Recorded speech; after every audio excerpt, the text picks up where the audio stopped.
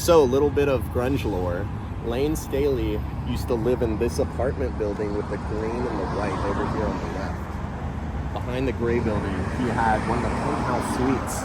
What's crazy is it's close enough to the Nook that if fucking he was still here with us, right, he would have heard you, he would have heard me, he would have walked over, probably would have chopped it up, dude. Yeah. I'm just saying, every musician loves DIY, and the fact that he used to live so fucking close to all this shit is so crazy to me. DIY is a major Seattle thing. Yeah, you know, everybody loves DIY. It's so popular here. Exactly. Like, what musician is gonna shit on DIY music, right?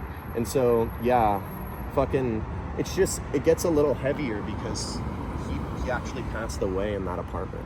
Oh. And so that's the place, you know, where he died. And so that has a significance of, like, you know, being a place where somebody lived sort of the last part of their life. And it went up for sale recently, right? So I contacted the building manager and I was like, I'm a highfalutin engineer. Like, you show me a toy I want to purchase. It's like fucking so expensive. And this guy was like, oh, absolutely. So I met up and I was like, I'm a musician. If I'm going to be purchasing this property, I need to make sure the internal acoustics are sufficient for my taste. So I actually got to bring my guitar in and play music, you know, in his apartment, and just like had this moment out on the porch where I was like, I don't know if I said it out loud or said it to myself, but I was just like, yo, dog,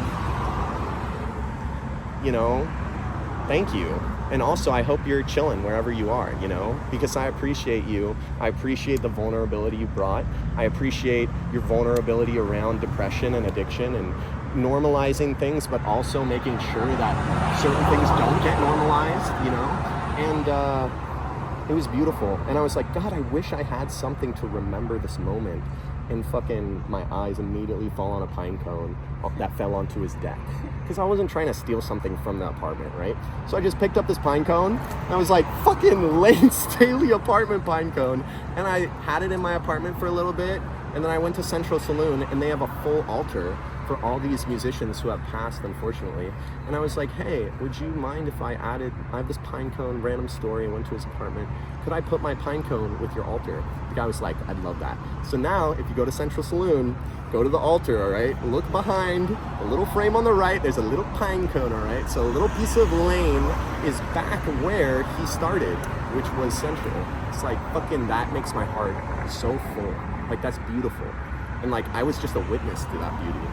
But anyway, boom. Boom. All right. What band are we going to see? Yo, we're going to see Zook Rod. Zook Rod. Anyway.